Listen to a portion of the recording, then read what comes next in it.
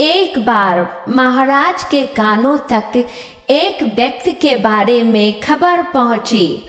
उसका नाम चेलाराम था। सब लोग बोलते थे कि जो कोई भी चेलाराम का मुंह देख लेता है उसे पूरे दिन एक निवाला तक खाने को नहीं मिलता।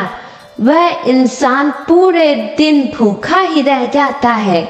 ये बात परखने के लिए महाराज ने उसे अपने सामने वाले कक्ष में ठहराने के लिए बुलाया।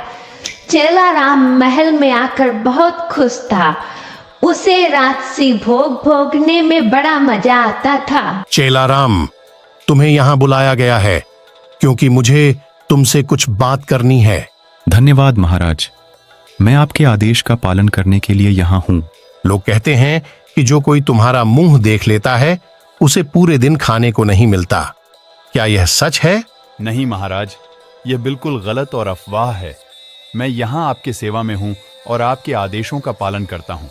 अच्छा, तो मैं तुमसे एक छोटी सी परीक्षा लेता हूँ। आज से तुम्हें मेरे साथ एक दिन बिताना होगा। अब तुम जा सकते हो। धन्यवाद महाराज, मैं अपना सर्वोत्तम करने के लिए पूरी कोशिश करूंगा। महाराज की नींद अचानक खुल गई। उन्होंने अपने कक्ष के बाहर देखा तो उनकी नजर सामने वाले कक्ष में रह रहे चेलाराम पर पड़ गई, जो अपने कक्ष के झरोखे में खड़ा था। संयोगवश उस दिन ऐसी परिस्थितियां पैदा हो गईं कि महाराज को पूरे दिन खाने को भोजन नहीं मिला। महाराज ने गुस्से से सैनिक को बुलाया और कहा, चेलाराम को अगले दिन फांसी में लटकाने का हुक्म दे डाला। वही खबर सुनकर बेचारे चेलाराम की तो जैसे सांस ही अटक गई। चेलाराम बहुत परेशान था कि तभी उसके कमरे में तेनालीराम पहुंच गया और बोला, अब मैं तुम्हें जैसा कहता हूँ तुम वैसा ही करो। ने हाँ में गर्दन हिला दी।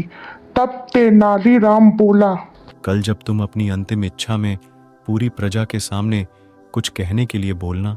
अगले दिन चेलाराम की अंतिम इच्छा के अनुसार नगर में सभा बुलाई गई। सब लोगों के सामने आकर चेलाराम बोला, भाइयों, मेरा चेहरा देखने से तो लोगों को खाना नसीब नहीं होता, लेकिन जो कोई महाराज का मुंह देख लेता है उसे तो सीधे मौत मिलती है। मौत।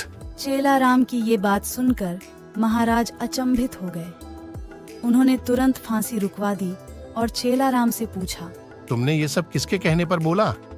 चेलाराम बोला, महाराज तेनालीराम के सिवा ये कौन बता सकता है? मैंने ये सब तेनालीराम के कहने पर बोला था। तेनालीराम, क्या यह सच है?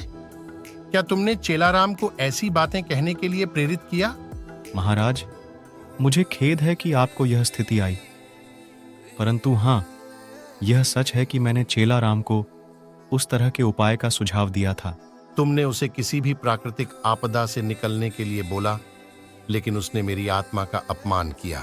महाराज, मैं यह समझता हूँ और मैं इसके लिए अपनी माफी मांगता हूँ। मैं यह नहीं चाहता था कि कोई आपके सम्मान को हानि पहुंचाए। ठीक है, तुम्हें माफ किया जाता है, लेकिन ध्यान रहे दोष कभी फिर से ना हो।